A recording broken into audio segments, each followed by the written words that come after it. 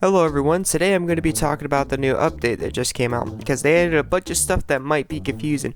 First thing to notice, the most commonest and easiest thing, they added a new gem spawn, in which I cannot recommend. The monster's not recommended, but the gear is pretty easy to get, so that's a good thing.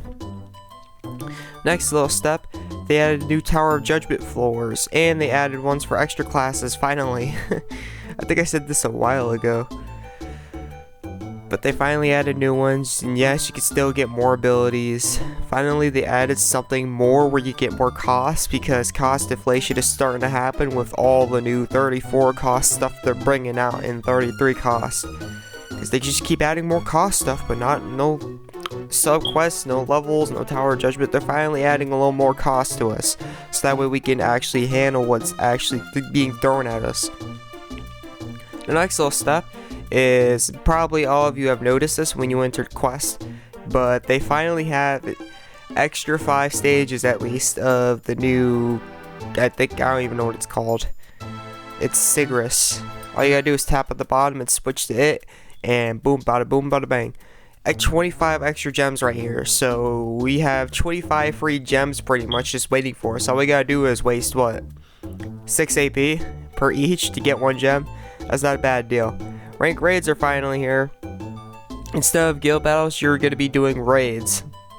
How these work is all your members are going to be appearing in the battle, and you want to make sure you bring Master Fresh. If you do not bring Master Fresh, your team will be screwed. I guarantee you. There's so much stash alignments that these monsters, with almost whatever special monster you're fighting puts on, it is ridiculous. I'm talking ridiculous. She puts on everything on you. I'm talking everything.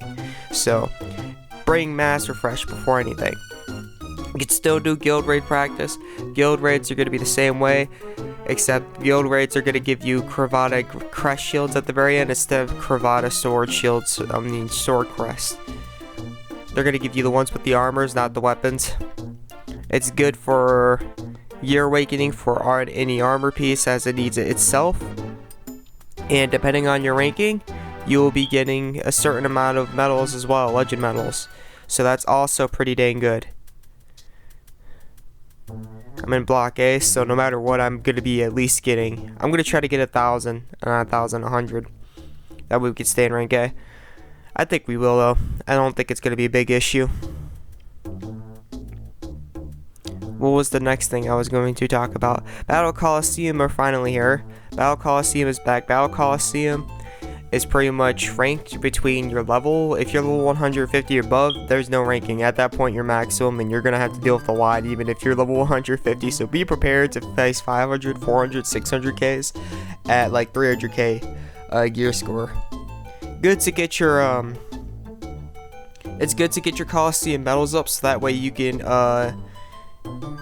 awaken your gear, so that way you can have it awaken and it to the next level, because the stats for this stuff, the gear awakening stuff, will be staying up to date. And then they have the temporal. Yeah, it's temporal. They have the temporal ordeal back, and they also added cipher medals. They don't just have star medals, they have cipher medals now from the flip cards, so that way you can get cipher medals as well, not just star medals. Purgatory difficulty is not a part of the permanent schedule anymore, and that's pretty much it. If you want to see this stuff, you could just pretty much look it up. I hope I could get this out in time, because I got work I have to go to, and I have a time I have to go to there, and it's pretty much getting to the due date. But that's all for this video. Hopefully you enjoyed, hopefully you liked, and I'll see you in the next video, or the next spawn, or whatever. Stay as breath, I'm out. Peace.